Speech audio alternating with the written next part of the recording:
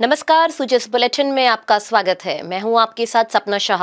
सबसे पहले एक नजर हेडलाइंस पर। राजस्थान विधानसभा में वर्ष 2024-25 का बजट पारित। मुख्यमंत्री ने वित्त विधेयक पर बहस का दिया जवाब।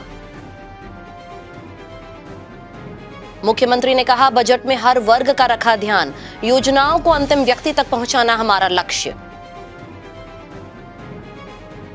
संत श्री दुलाराम कुलरिया राजकीय प्राथमिक स्वास्थ्य केंद्र का लोकार्पण कार्यक्रम। मुख्यमंत्री ने कहा, प्रदेश में स्वास्थ्य सेवाएं बड़े बदलाव की ओर अग्रसर।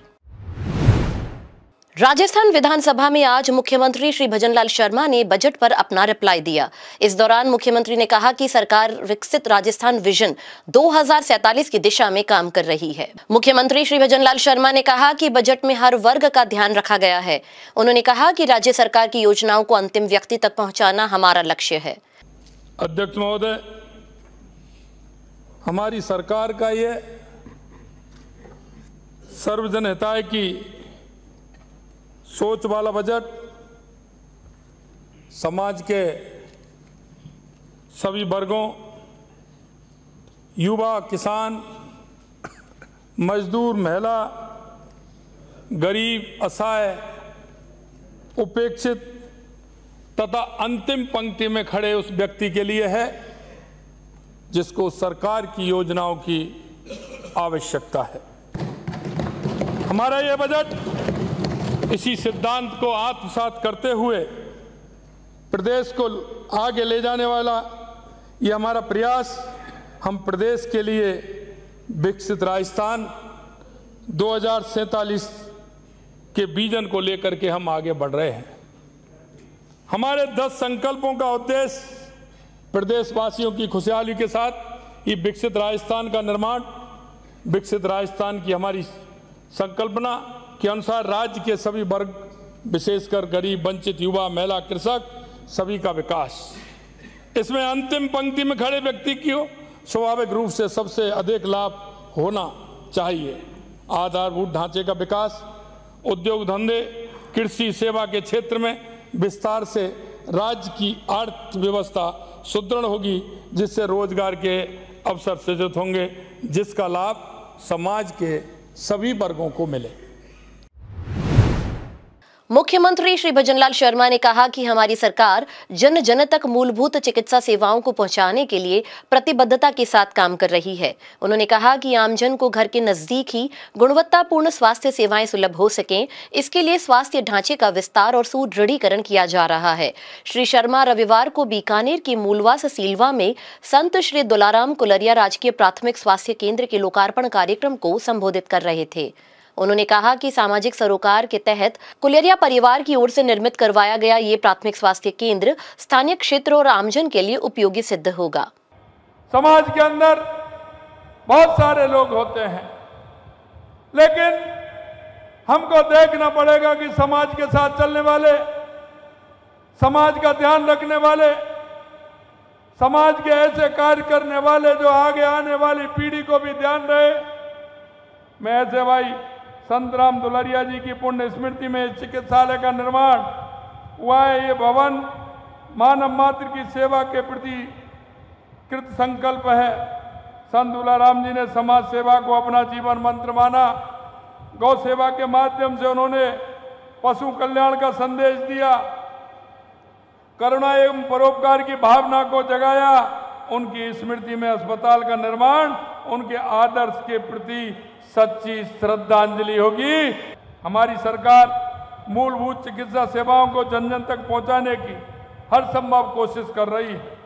हमारे प्रधानमंत्री श्री नरेंद्र मोदी जी का ध्येय आम जन को सस्ती एवं बेहतरीन स्वास्थ्य सेवाएं सुगमता पूर्वक उपलब्ध हों, कोई भी गरीब पैसे के अभाव के इलाज से वंचित नहीं रहे। इसी सोच के साथ देश भर में स्वास्थ्य सेवाओं के ढांचे में परिवर्तन और सुदृढ़ीकरण हो रहा है। गांव ढाड़ी तक स्वास्थ्य सेवाओं को प्रतिबद्धता के साथ मजबूत किया जा रहा है, ताकि लोगों को अपने घर के नजदीक ही गुणवत्तापूर्ण स्वास्थ्य सेवा मिले।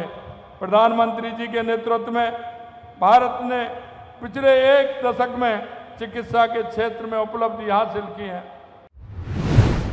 उद्योग मंत्री श्री राज्यवर्धन सिंह राठौड़ ने आज विधानसभा में आश्वस्त किया कि मांग होने और राजकीय भूमि उपलब्ध होने पर चित्तौड़गढ़ में नवीन औद्योगिक क्षेत्र विकसित करने पर विचार किया जाएगा। उन्होंने कहा कि चित्तौड़गढ़ में कच्चे माल की उपलब्धता के कारण यहां उद्योगों के लिए अच्छी संभावना है। अध्यक्ष महोदय, मैं माननीय सदस्य की इस बात से बिल्कुल सहमत हूँ कि चित्तौड़गढ़ का जो एरिया है वो बहुत पोटेंशियल है, क्षमता है उसके अंदर। ये बात भी सही है कि 1985 में वहाँ पे औद्योगिक क्षेत्र बना था और आज की तारीख में वहाँ 4 उपखंड के भूखंड के अलावा कोई उपलब्ध नहीं है। हालांकि जैसे मैंने अपने प्रश्न का उत्तर भी दिया है कि हमारे को कोई डिमांड नहीं आई है।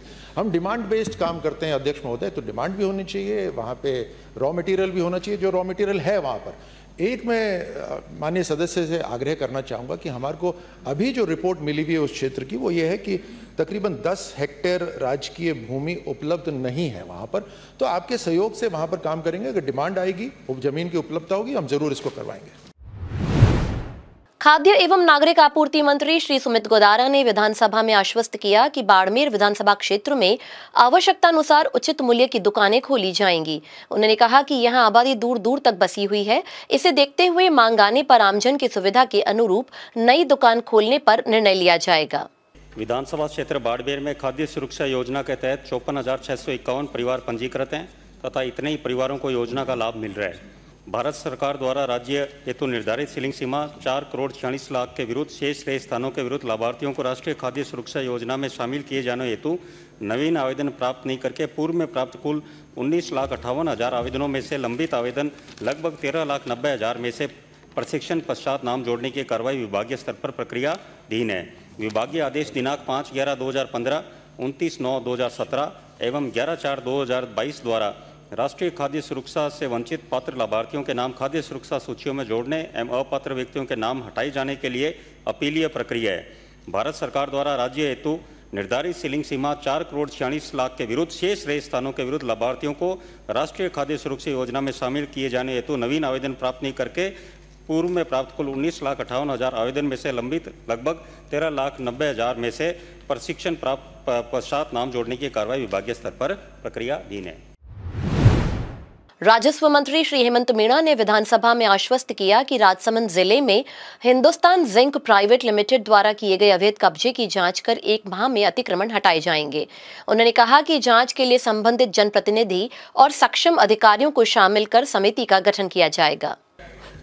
उद्योग ग्रुप विभाग के आदेश क्रमांक 5427 उद्योग 1/2010 दिनांक 12/4/2010 के अनुसार राजकीय बिलानाम रकबा 11.04 हेक्टेयर भूमि राजस्थान भू राजस्व नियम 1959 में उल्लेखित प्रावधान एवं अन्य शर्तों के तहत 99 वर्ष की लीज पर आवंटन की गई।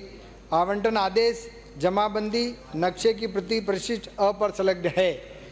खंड 2 जिला कलेक्टर राजसमंद से प्राप्त सूचना अनुसार निजी खातेदार की भूमि खरीद की गई, जिसके कुल कीता 45 रकबा 18.7333 हेक्टेयर भूमि है। सूची परिशिष्ट ब पर संलग्न है। खंड 3 जिला कलेक्टर राजसमंद की रिपोर्ट के अनुसार उक्त उद्योग की आवंटित भूमियों के अलावा भी गांव राजपुरा में आवंटित माइनिंग लीज के बाहर आराजी नंबर 586 में से रकबा 0.2915 हेक्टेयर किस्म बिलानाम पर टेलिंग डैम बना एवं आराजी नंबर 509 में से रकबा 0.1619 हेक्टेयर भूमि पर टेलिंग पाइपलाइन निकालकर तथा ग्राम कोटड़ी में आवंटित माइनिंग लीज क्षेत्र के बाहर आराजी संख्या 1 में से रकबा 0.2428 हेक्टेयर किस्म चारागाह भूमि पे टेलिंग डैम की पाल बनाकर अतिक्रमण कर रखा है। इसी के साथ आज के बुलेटिन में फिलहाल इतना ही। कल फिर होगी आपसे मुलाकात, तब तक के लिए नमस्कार।